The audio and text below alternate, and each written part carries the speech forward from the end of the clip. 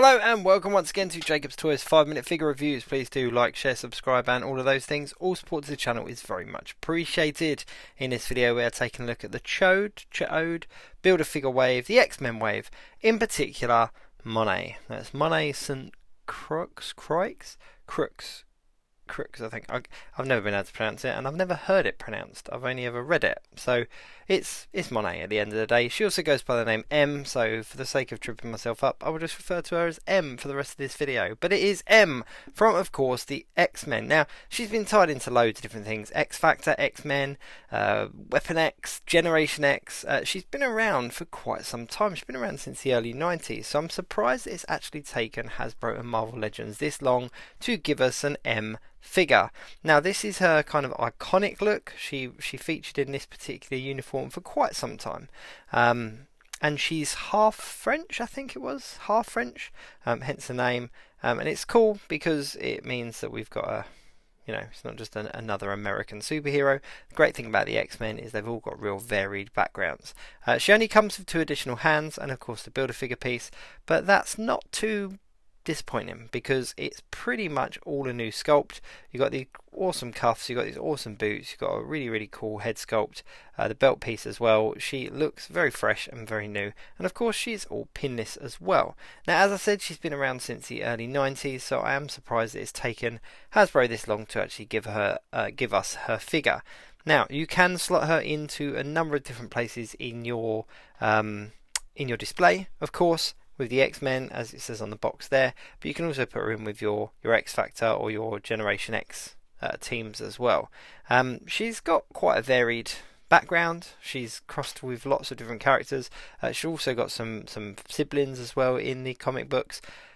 But it's really cool. I'm really pleased that we've got a figure, and as a figure goes, it's a really nicely done figure.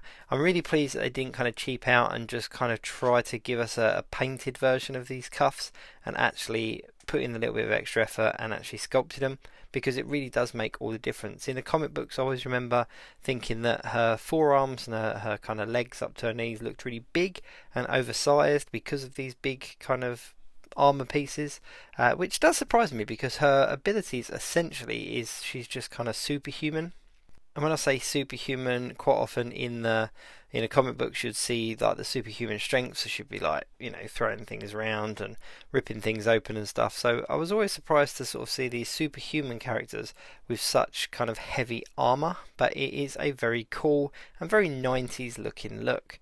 Now it's all attached as well, as I've just shown you there. You can't actually remove the cuffs, so if you're a customizer, I'm sure there are ways of popping them off. You could probably like heat them up and loosen the glue or something, but essentially they are all put together to stay together.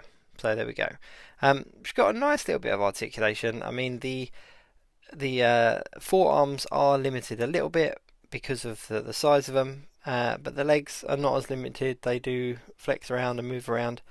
And one of the really nice things is that when you do kind of bend her elbows, you can actually see the elbow underneath as well.